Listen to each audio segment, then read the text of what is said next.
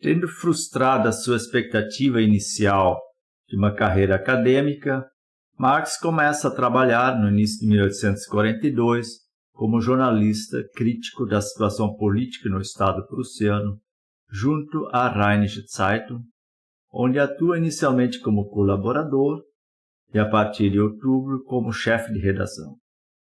A crítica da política é, pois, sua primeira esfera de atuação, ligando-se aos movimentos liberais e republicanos, que então se articulam contra um Estado prussiano conservador e monarquista. Já aqui se faz necessário, portanto, desmentir a crença ainda comum de que Marx foi um crítico da religião.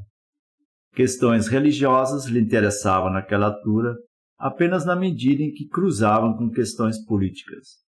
Como teve a ocasião de explicitar um pouco mais tarde em seu artigo Para a Crítica da Filosofia do Direito de Hegel, Introdução, Marx entende que a fase da crítica da religião e da teologia, na qual certamente se destacaram em sua compreensão David Strauss, Bruno Bauer e Ludwig Feuerbach, está encerrada.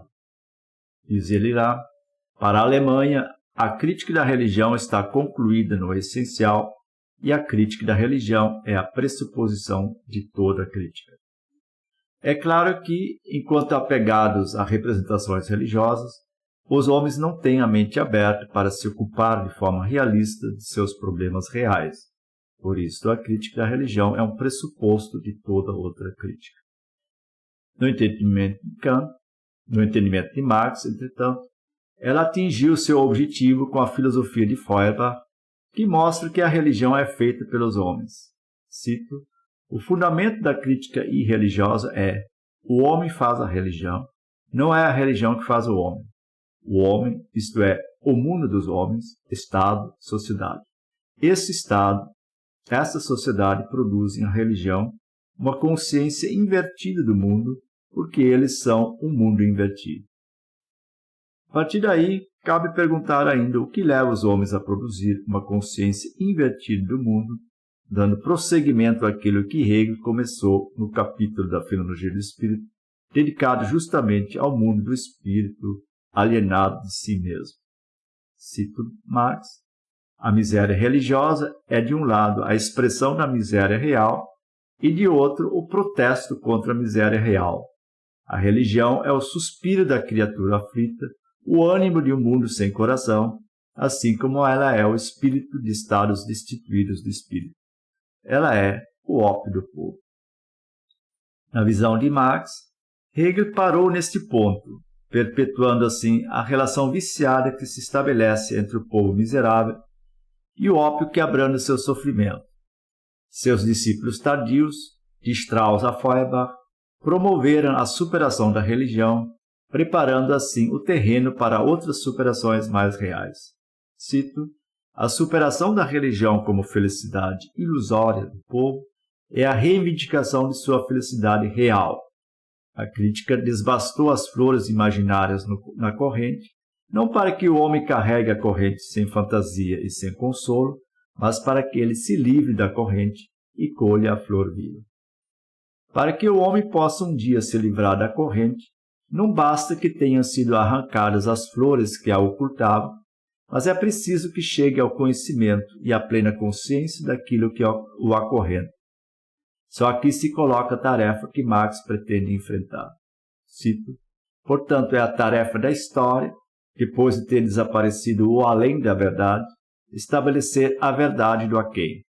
Depois de ter sido desmascarada a figura santificada da autoalienação humana, é inicialmente a tarefa da filosofia, que será a serviço da história, desmascarar a autoalienação em suas formas profanas. A crítica do céu se transforma, assim, na crítica da terra. A crítica da religião na crítica do direito. A crítica da teologia em crítica da política. A novidade dessa postura intelectual se deixa medir melhor se a comparamos com as tentativas de solução filosófica ainda propostas pelos jovens hegelianos, mesmo em seus momentos mais radicais. Assim, diante do recrudescimento da censura na Prússia, a partir do início de 1843, Marx aprofunda sua crítica e com seu entusiasmo juvenil acaba chocando um Arnold Ruge na carta que ele escreve em março daquele ano, falando da revolução que temos diante de nós, uma revolução republicana motivada pela vergonha que os alemães devem sentir diante do atraso de sua nação em relação à Inglaterra, França e Holanda, de onde a carta é escrita. Cito: a vergonha já é uma revolução. Ela é efetivamente a vitória da Revolução Francesa sobre o patriotismo alemão, que a derrotou em 1813. Vergonha é uma espécie de raiva, a raiva contida em si mesma. E se uma nação inteira se envergonhasse efetivamente, então ela seria o leão que se contrai para o salto. Admito que até mesmo a vergonha ainda falta na Alemanha. Pelo contrário, estes miseráveis ainda são patriotas. Marx jamais perderá sua esperança e seu ímpeto revolucionário. Em sua resposta, Ruge, bem mais velho e calejado, abandona-se sintomaticamente ao desânimo motivado pelo recente recrudescimento da repressão política na Prússia, apropriando-se para tanto de uma passagem do Império de Hölderlin com forte ressonância schilleriana e romântica. Cito: é dura a palavra, mas ainda assim tenho de dizê-la porque é verdade. Não consigo pensar num povo que seja mais dilacerado do que os alemães. Tu vês operários, mas não homens, pensadores, mas não homens, senhores e servos, jovens e gente feita, mas não homens. Não é isso um campo de batalha em que se encontram espalhados em pedaços, mãos, braços e todos os membros, enquanto o sangue derramado se esvai na areia? Isto Hölderlin no Império. Este é o mote do meu ânimo, continua Ruge. E infelizmente não é novo, e tempos em tempos o mesmo objeto age de forma semelhante sobre os homens. Tua carta é uma ilusão. Teu ânimo me desanima ainda mais. Nós vivenciaremos uma revolução política? Nós, os contemporâneos desses alemães? Meu amigo, acreditas no que desejas. Conheço isso. É bem doce esperar e muito amargo desfazer-se de todas as ilusões. É preciso mais coragem para o desespero do que para a esperança. Mas é a coragem da razão. Esta coragem da razão, que ora se manifesta como resignação desesperada diante das circunstâncias, como aqui na posição de Ruge, ora supra-assume a miséria real ao fim da história sustentada especulativamente, como em Hegel, ora ainda se contente com o refúgio na autoconsciência crítica, como em Bruno Bauer, ou negativamente no eu egoísta, como em Max Stirner, esta razão que a tudo se dispõe a justificar e que parece tudo poder reconciliar, constitui para Marx a derradeira expressão de uma mentalidade teológico-filosófica que já não satisfaz os homens modernos, ou as massas, na expressão de seu antigo mentor Bauer. Assim não surpreende que no refúgio espiritual da autoconsciência de Bruno Bauer, o último recurso seja o desenvolvimento de uma crítica pura ou absoluta que se contrapõe absolutamente às massas modernas como carentes de crítica e objetos da instrução filosófica. Na crítica que Marx faz da posição derradeira adotada pelo espírito em Bauer, está em jogo toda a filosofia especulativa, cujo ponto culminante for atingido com Hegel. Aliás, naqueles textos de meados dos anos 1840, em que Marx, junto com Engels, desfaz o enredo filosófico do hegelianismo tardio em intermináveis e mesmo inconclusas tiradas contra seus últimos representantes, encontra-se um registro histórico do que a filosofia não deveria ser em geral, o que leva Marx a um aparente abandono do discurso filosófico. Mas já na resposta que Marx dá a Ruge em sua carta de maio de 1843, se encontra registrada a intenção de dar um outro sentido a seus esforços, como quer que se queira denominá-los. Cito: tua carta, meu caro amigo, é uma boa elegia, um canto fúnebre de tirar o fôlego, mas política ela não é de maneira alguma. Nenhum povo desespera, e mesmo que por muito tempo espere apenas por burrice, depois de muitos anos, um dia ele realize com repentina esperteza todos os seus sonhos devotos.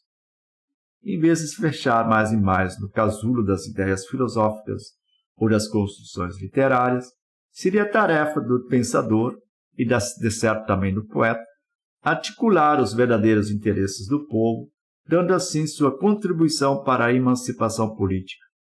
E como visto, lá para o fim de 1843, Marx passa a ver no proletariado aquela parcela do povo que mais condições apresenta para a tomada de consciência da necessidade de uma transformação radical da sociedade.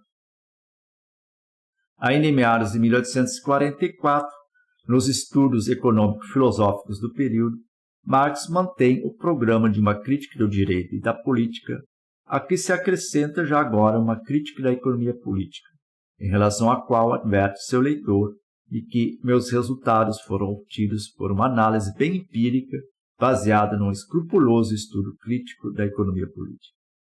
Além dos trabalhos dos socialistas franceses e ingleses, que Marx estuda sistematicamente desde sua chegada a Paris, em outubro de 1843, Marx reconhece sua dívida para com dois autores alemães, o Moses Hess da resenha do livro de Stein sobre socialismo e comunismo na França, e o Engels dos esboços para uma crítica da economia política, texto que o próprio Marx incluíra nos Deutsch-Französische Jahrbücher, lançados no início de 1844. Como Marx só agora passa a falar de crítica da economia política, é provável que tenha adotado a partir do artigo de Engels a designação geral que manterá para o que foi propriamente o programa de pesquisa de sua vida inteira. Esse programa ganhava já então contornos que permitiam distingui-lo de precedentes críticas à sociedade moderna, como fica claro na defesa que Marx faz de Proudhon contra a deturpação por parte de Edgar Bauer em A Sagrada Família, da segunda metade de 1844. Viu-se acima que Marx reconhecera já em 1842 a necessidade de submeter a obra de Proudhon a um minucioso estudo crítico. A obra de que se trata aqui é O que é a propriedade, e o interesse de Marx, assim como o de tantos outros, terá sido despertado pelo livro de Stein, que, apesar de não concordar com a solução anarquista de Proudhon, concede-lhe o mérito de ter despertado os juristas e filósofos do direito de seu sono dogmático em relação à questão da legitimidade da propriedade privada. Cito Stein: o serviço que ele prestou à ciência não está concluído com seu livro. Ele é apenas crítica, mas uma crítica que forçará a consciência jurídica a criar um sistema mais perfeito do que aquele com que se satisfez até agora. Todas aquelas meras asseverações em prol do direito de propriedade, como se encontra nas obras até agora, tornaram-se doravante impossíveis. Caso se queira ainda manter perante a ciência a pretensão de uma propriedade pessoal, isso terá de ocorrer agora com mais seriedade e fundamentos mais firmes. Stein apontou, portanto, de maneira enfática para o desafio central lançado por Proudhon a todo o pensamento jurídico e filosófico empenhado em sustentar o direito de propriedade, ao mostrar que até agora ninguém logrou apresentar um fundamento decisivo. É claro que Stein espera que a filosofia virá a progredir nesse quesito, fornecendo novos fundamentos. Outros, como Marx, lançarão mão do aspecto negativo da obra de Proudhon e passarão a defender a abolição da propriedade privada, porque essencialmente injusta. Tanto Stein quanto Marx, entretanto, estavam em condições de reconhecer a importância da obra de Proudhon, porque ambos haviam passado pelos estudos jurídicos no momento em que suas universidades alemãs estavam envolvidas em debates intermináveis em torno dos fundamentos filosóficos do direito. Na sequência de seu texto, Stein ainda registra que Proudhon não se limitou a atacar os argumentos avançados anteriormente para sustentar o direito de propriedade, mas que ele ainda dá um passo na direção do questionamento da legitimidade da propriedade privada no âmbito da moderna economia política. Marx dará continuidade a esse reconhecimento ao dizer, na Sagrada Família, que a característica distintiva do livro de Proudhon, cito, consiste em ter transformado a questão pela essência da propriedade privada em questão vital da economia política e da jurisprudência. O acerto dessa apreciação de Stein e de Marx é confirmado por um recente estudo sistemático dos esforços de fornecer um fundamento filosófico do direito de propriedade, a saber, a obra em 2 volumes de Christopher Pearson, Just Property. Apesar de estar convencido de que foram fornecidos bons argumentos em defesa do direito de propriedade na filosofia moderna, Pearson mantém sua análise sempre ao passo do ceticismo. Cito: "Eu não sugiro que não há bons argumentos em prol da propriedade privada. Ficará claro no fim do 2º volume deste livro que eu acredito que há, mas não acredito que esses são os argumentos que nos são apresentados mais frequentemente.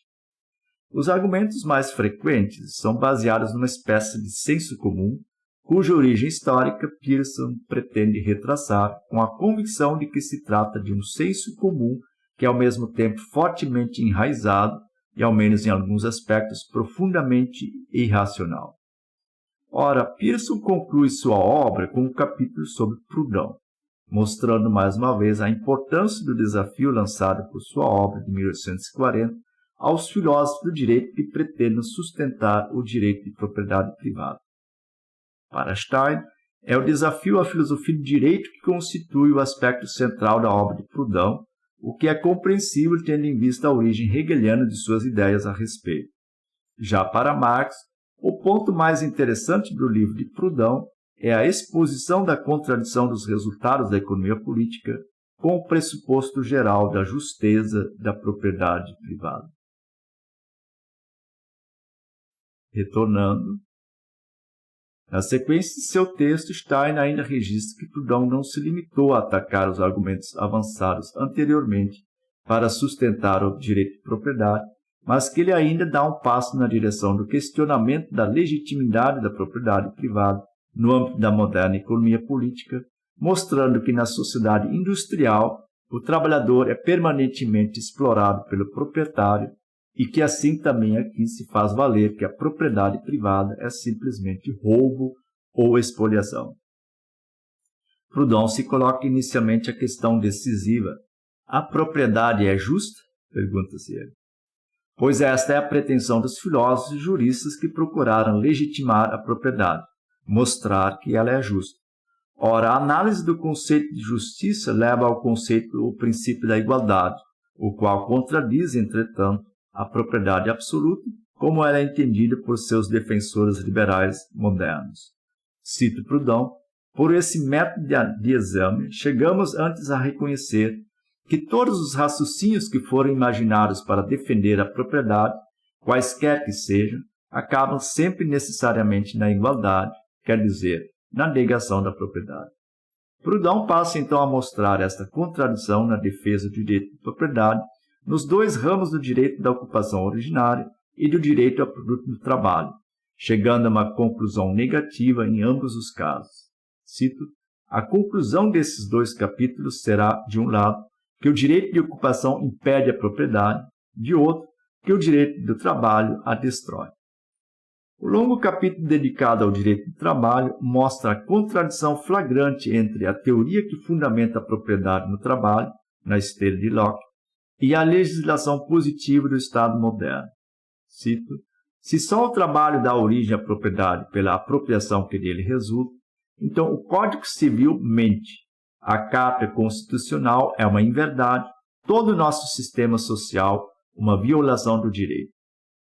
Para entender o acerto da defesa que Marx faz de Proudhon na Sagrada Família, é preciso levar em conta este ataque às teorias que visam fundamentar o direito de propriedade, sobretudo a que pensa poder fundar toda e qualquer propriedade, qualitativa e quantitativamente, na mera apropriação pelo trabalho, fonte de tantas construções capciosas até os dias de hoje. A recepção no âmbito dos jovens hegelianos deste material fornecido pelo livro de Stein constitui o pano de fundo da polêmica de Marx contra o artigo Proudhon, que Edgar Bauer publicou em abril de 1844 na Allgemeine Literaturzeitung, a revista editada por Bruno Bauer, alvo da crítica de Marx em A Sagrada Família. O rico material histórico levantado por Stein é transformado pelos jovens hegelianos em meras manifestações empíricas de alguma instância especulativa superior. Marx se põe então a resgatar a materialidade desses fenômenos sociais e culturais franceses, identificando, no caso de Proudhon, seu lugar e sua importância no desenvolvimento do pensamento crítico na França.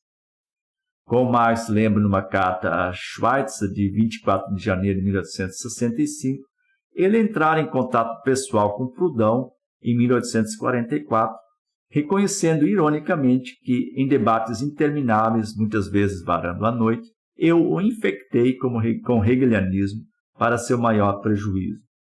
Os estragos dessa infecção se manifestariam no livro Sistema das Contradições Econômicas ou Filosofia da Miséria, de 1846, que Marx desmontou em A Miséria da Filosofia, de 1847. Mas ainda em 1865, Marx reconhece a importância do ataque de Proudhon ao conceito de propriedade. Cito: sua primeira obra, Qu'est-ce que la propriété, é seguramente sua melhor obra. Fez época, se não por conteúdo novo, certamente pela maneira nova e faceira de dizer o velho. Cito Marx da Sagrada Família: assim como a primeira crítica de toda ciência necessariamente fica presa a pressuposições da ciência que ela combate, assim a obra de Proudhon, Qu'est-ce que la propriété, é a crítica da economia política desde o ponto de vista da economia política. Não precisamos aqui entrar mais na parte jurídica do livro, que critica o direito do ponto de vista do direito, uma vez que a crítica da economia política constitui o interesse principal. De maneira geral, poder-se dizer que os socialistas se atêm ao ponto de vista da economia política. Na medida em que ensaiam uma crítica social, eles o fazem do ponto de vista da economia política, apenas concebendo novas formas de organizar o trabalho, o comércio ou mesmo o sistema financeiro, quando se trataria de promover uma revolução social ao cabo da qual todas essas relações alienantes deixariam de existir. O programa de uma crítica da economia política que Marx começa a delinear em 1844 já pode ser anunciado naquela altura como alternativa ao proposto por Proudhon. Mas cabe a este o mérito de ter preparado o terreno ao pôr em xeque a pressuposição básica de toda a economia política burguesa, a saber, o direito da propriedade privada. Cito Marx: pois Proudhon submete a base da economia política, a propriedade privada, a um exame crítico e, na verdade, ao primeiro exame resoluto, inflexível e, ao mesmo tempo, científico. Esse é o grande progresso científico que ele fez, um progresso que revoluciona a economia política, tornando possível pela primeira vez uma efetiva ciência da economia política. Na direção dessa ciência da economia política iria o artigo de Engels recém-publicado. Cito: se Proudhon não compreende como formas da propriedade privada as formas ulteriores da propriedade privada, por exemplo, salário, comércio, valor, preço, dinheiro, etc., como ocorreu, por exemplo, nos Deutsche franceses de Jahrbucher, ver os esboços para uma crítica da economia política de Friedrich Engels, mas contesta a economia política com essas pressuposições da economia política, então isso corresponde inteiramente ao ponto de vista acima indicado e historicamente justificado. Assim sendo, os resultados da obra de Proudhon são historicamente justificados, uma vez que corresponde a um certo estágio da economia política, que por sua vez corresponde a um certo estágio da história da sociedade moderna ou burguesa. A superação da obra de Proudhon se faz necessária justamente porque a sociedade continua em movimento, anunciando-se novas etapas e novas tarefas, com o surgimento do proletariado como sujeito revolucionário, capaz de romper com toda a ordem social e econômica burguesa, deixando para trás também todas as categorias de uma economia política que constitui a ciência desta ordem precisa. Depois do feito de Proudhon, Marx entende que chegou a hora de desenvolver uma crítica da economia política que não compartilhe os pressupostos da economia política burguesa. Cito: a obra de Proudhon é ultrapassada cientificamente, portanto, pela crítica da economia política, também da economia política como aparece na versão de Proudhon. Esse trabalho só se tornou possível pelo próprio Proudhon, assim como a crítica de Proudhon tem como pressuposições a crítica do mercantilismo pelos fisiocratas, a dos fisiocratas por Adam Smith, a de Adam Smith por Ricardo, bem como os trabalhos de Fourier e Saint-Simon. Ora, em toda essa tradição crítica do pensamento econômico é tomado como pressuposto o direito da propriedade privada, quer dizer, a propriedade privada como essencialmente humana e racional. No desenvolvimento dos conceitos propriamente econômicos, entretanto, torna-se patente a contradição desse pressuposto com os resultados sociais e econômicos a que chega na moderna sociedade capitalista. Cito Marx, a economia política, que toma as relações da propriedade privada por relações humanas e racionais, move-se numa permanente contradição com sua pressuposição fundamental, a propriedade privada. Assim, no início, o salário aparece na economia política como participação proporcional que cabe ao trabalho no produto. Salário e lucro do capital se encontram na relação mais amistosa, de promoção mútua e aparentemente humana. Depois se mostra que eles se encontram na relação mais inamistosa e invertida. No início, a quantidade do salário é determinada pelo livre acordo entre o trabalhador livre e o capitalista livre. Depois se mostra que o trabalhador é forçado a deixar o capitalista determinar, assim como este é forçado a pô-lo o mais baixo possível. No lugar da liberdade da parte contratante, entrou a coação. Nos primórdios do liberalismo econômico, autores como Smith e Ricardo ainda têm a honestidade intelectual de deixar essas contradições aflorar sem buscar uma solução de compromisso. No liberalismo posterior, tornado ideologia pura e simples do capital dominante, essas contradições serão simplesmente apagadas ou negadas, porque afinal só serviriam para perturbar a boa consciência do dono do capital e de seus lacaios.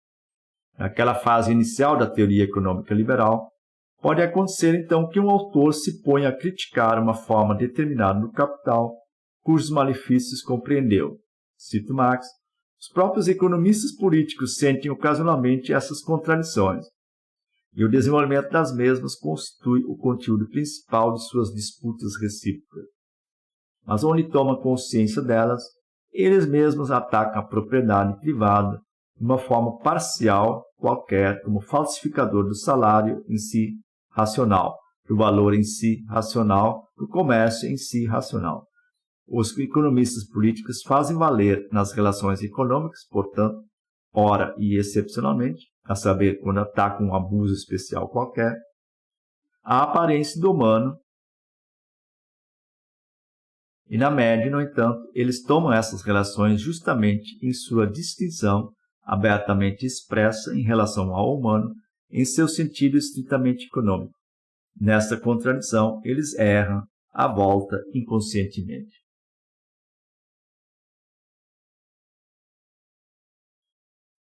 O avanço proporcionado pela investigação ingênua de Proudhon consistiria em ter exposto abertamente as contradições em que se moviam até então inconscientemente os economistas políticos. Cito Marx. Ora, Proudhon pôs fim a essa inconsciência de uma vez por todas. Ele levou a sério a aparência humana das relações da economia política, contrapondo-as bruscamente à sua realidade desumana. Ele as obrigou a ser, na realidade, o que elas são na representação de si mesmas, ou então abandonar sua representação de si mesmas e admitir sua desumanidade real. Por isso, ele consequentemente não apresentou como o falsificador das relações da economia política de maneira parcial esta ou aquela espécie de propriedade privada, como os demais economistas políticos, mas de maneira universal a propriedade privada pura e simplesmente. Ele realizou tudo o que a crítica da economia política pode realizar do ponto de vista da economia política. A crítica da economia política que Marx pretende desenvolver doravante é uma crítica comunista, que, no interesse do proletariado, submete as bases efetivas da sociedade atual a uma crítica incisiva. Aliás, no intuito de uma crítica mais ampla da sociedade moderna, ele pretende se valer de tudo que pode contribuir nesse sentido, como fica expresso em sua apresentação dos extratos de um relatório de Jacques Pechet sobre o suicídio, publicados em 1846 na revista Gesellschaftsspiegel, editada por Moses Hess. Aqui Marx apresenta o relatório de Peuchet como um exemplo da excelência da crítica da sociedade que se encontra em diversos ramos da literatura francesa. Cito Marx: a crítica francesa da sociedade possui, em parte ao menos, o grande mérito de ter demonstrado as contradições e a contranaturalidade da vida moderna, não só nas relações de determinadas classes, mas em todas as esferas e formas do comércio atual. De modo algum, é só nos escritores propriamente socialistas da França que se deve procurar a exposição crítica das circunstâncias sociais, mas também em escritores de todas as esferas da literatura, nomeadamente, contudo, no romance e na memorialística. Se Proudhon tivesse sido meramente um precursor qualquer na crítica da economia política, Marx certamente não teria tido necessidade de voltar a ele daí para frente. Mas Proudhon sempre de novo voltará à cena como representante das ilusões que os socialistas nutrem em relação à economia capitalista, proporcionando a Marx um exemplo de referência para a sua análise e crítica dessas ilusões. Para uma melhor visão de conjunto, é de certo indicado aqui desmentir a representação muito comum do pensamento de Marx como uma espécie de síntese entre filosofia alemã, socialismo francês e economia política inglesa. O pensamento de Marx se desenvolve efetivamente a partir da crítica a esses três momentos. A crítica derradeira à filosofia alemã é empreendida em 1845 e 1846 no que é conhecido como a ideologia alemã, um trabalho conjunto com Engels. Este, aliás, voltará ao tema no futuro, mas Marx praticamente deixa de lado o complexo filosófico, voltando um pouco a Hegel apenas em virtude de questões metodológicas. Bem diferente é a relação com os socialistas, cuja crítica constitui um objetivo permanente da crítica da economia política, ladeando continuamente a crítica aos clássicos da economia política. Nesse sentido, Proudhon fornece um exemplar perfeito para a crítica, não só por compartilhar de uma série de ilusões dos socialistas com a economia política, mas também pelo prestígio que gozava nos meios socialistas e anarquistas, o que prometia maior ressonância imediata aos ataques de Marx.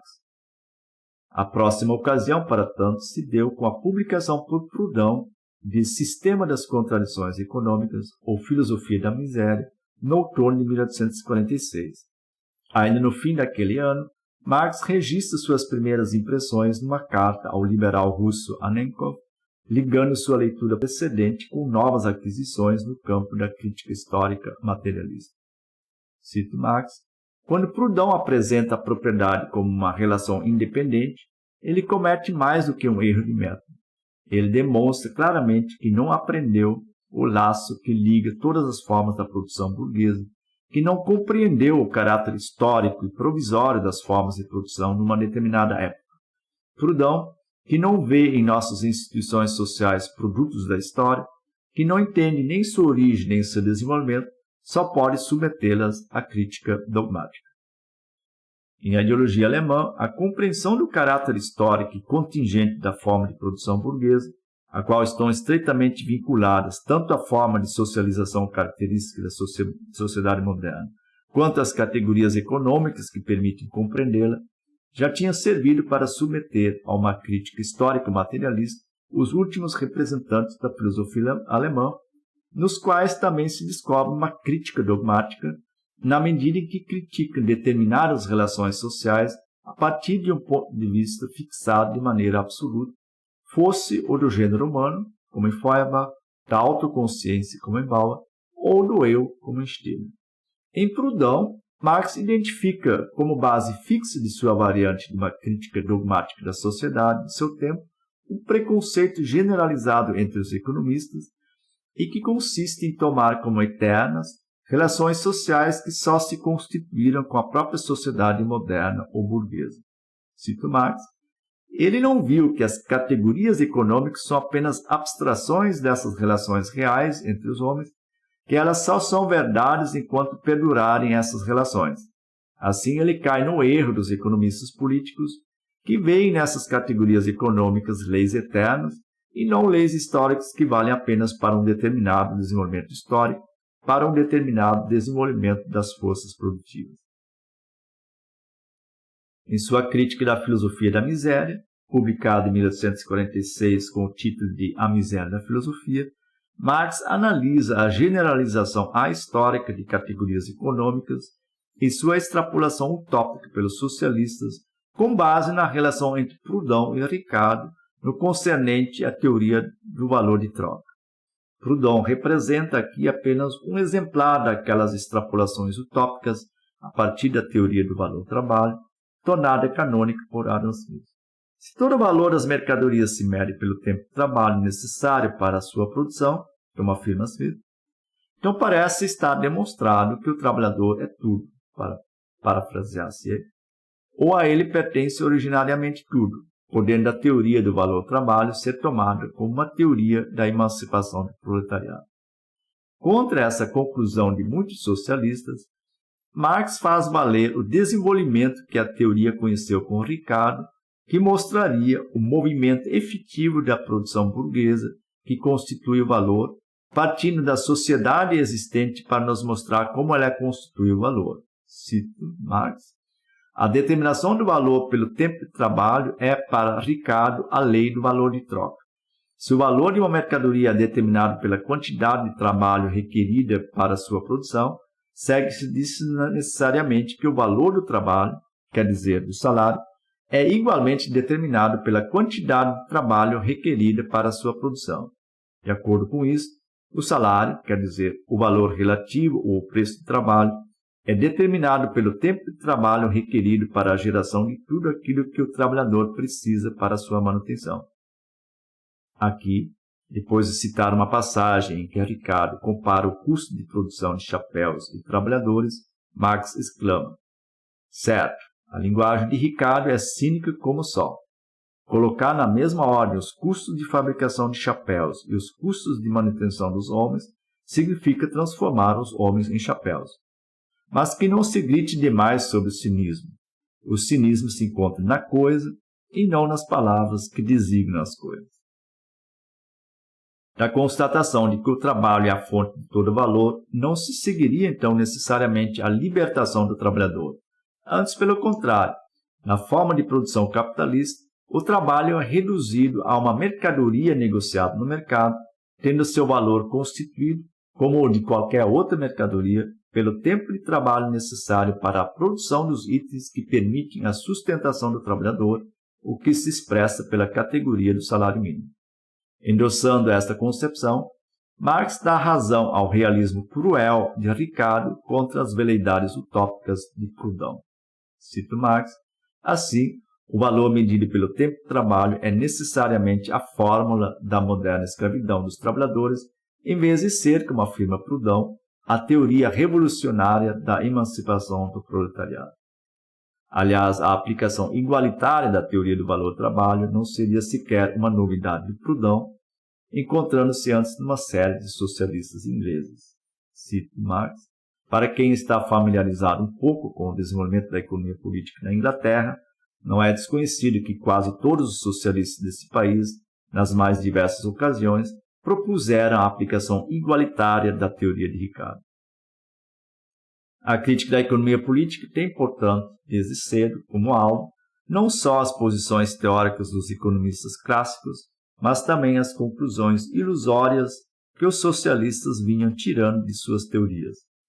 Aliás, no caso de Proudhon, essas ilusões se apresentam numa construção teórica que pode de fato ser considerada uma espécie de síntese entre filosofia alemã, hegelianismo, socialismo francês, ilusões libertárias e igualitárias com base na produção capitalista e economia política, uma pretensão de síntese que Marx ironizava no prefácio de A Miséria da Filosofia.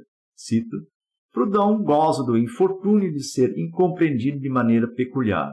Na França, ele tem o direito de ser um péssimo economista, porque é tido por um sutil filósofo alemão. Na Alemanha, por outro lado, ele pode ser um péssimo filósofo, porque vale como um dos mais fortes economistas franceses. em nossa propriedade de alemão e economista, somos levados a levantar protesto contra esse duplo equívoco. A ocasião seguinte para se ocupar das ilusões socialistas representadas por Proudhon surgiu em 1850, com a publicação de uma discussão entre Proudhon e Bastiat sob o título de Gratuidade do Crédito. Já no exílio em Londres, Marx estudou este livro, encontrando-se certos do mesmo num caderno datado em fins de 1851. Mas a análise crítica tanto das ilusões de Proudhon quanto dos ataques a elas feitos por Bastiat, na perspectiva do liberalismo econômico, se encontra nos manuscritos de 1857 e 58. Aqui, a crítica de Marx se volta para a expectativa ilusória, compartilhada por um sem número de socialistas, de que se poderia aproveitar o enorme incremento da produção advindo do desenvolvimento da divisão de trabalho e da técnica industrial no bojo de um sistema de produção de valores e troca, desde que se evitasse os excessos da especulação financeira e da exploração capitalista, por exemplo, fornecendo crédito gratuito. Socialistas desse naipe atacam as mazelas da economia capitalista desenvolvida em nome de um sistema de troca simples entre proprietários de mercadorias produzidas por trabalho próprio, uma fantasia de originalidade compartilhada com os economistas liberais. Cito Marx: mostra-se também a tolice dos socialistas, sobretudo dos franceses, que querem apontar o socialismo como realização das ideias da sociedade burguesa expressas pela Revolução Francesa, que demonstram que a troca, o valor de troca, etc., são originalmente, no tempo, ou segundo seu conceito, em sua forma adequada, um sistema da liberdade e igualdade de todos, mas que foram desvirtuados pelo dinheiro, capital, etc. A eles se deve responder que o valor de troca, o mais perto do sistema do dinheiro, constitui de fato o sistema da igualdade e liberdade, e que aquilo com que se defronta no desenvolvimento ulterior do sistema como desarranjos, são desarranjos imanentes a ele, precisamente a realização da igualdade e liberdade, que se mostram como desigualdade e falta de liberdade. É claro que essa resposta só será convincente se lastreada por uma análise crítica das categorias econômicas que torne patente as relações imanentes entre categorias como o valor de troca, dinheiro e capital. A esse trabalho hercúleo, Marx passa a dedicar seu tempo a partir de 1857, tendo como resultado central uma compreensão aprofundada do que é a economia capitalista propriamente dita. Dessa compreensão crítica da economia política, segue-se também uma crítica incisiva de tantas ilusões econômicas dos socialistas como as aventadas por Proudhon.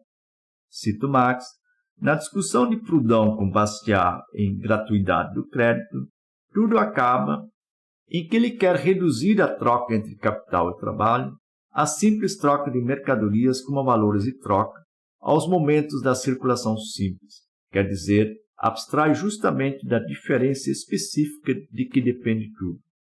A diferença específica de que tudo dependeria consiste precisamente na forma capitalista de produção, na qual a contraposição entre capital e trabalho assalariado é constitutiva da totalidade das relações econômicas.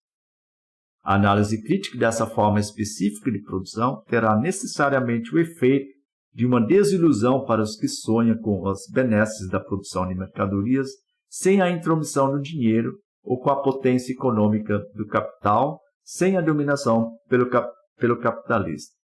Cito Marx: é um desejo tão pio quanto tolo que o valor de troca não se desenvolva em capital ou o trabalho produtor do valor de troca não se desenvolva em trabalho assalariado. Tomando esse resultado provisório como fio condutor, pode-se estudar a crítica da economia política de Marx em dois momentos distintos, mas estreitamente interrelacionados, a saber, o do sistema de produção capitalista, em que se contrapõe, põe e repõe permanentemente o capital e o trabalho assalariado, e o da constituição do produtor privado de mercadorias como valor de troca, o qual, enquanto proprietário original do produto de trabalho, aparece como figura central tanto na ideologia liberal quanto nas representações burguesas da moral e do direito.